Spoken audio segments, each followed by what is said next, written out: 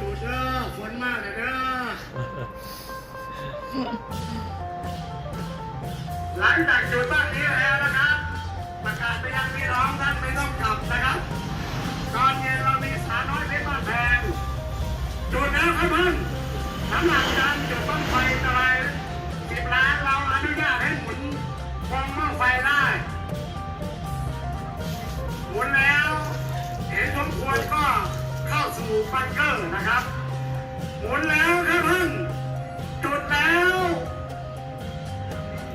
เข้าแล้วโอ้โห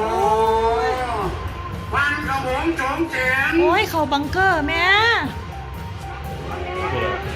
ไปกระลุ่นน้ำโอ้ยขึ้นแล้ว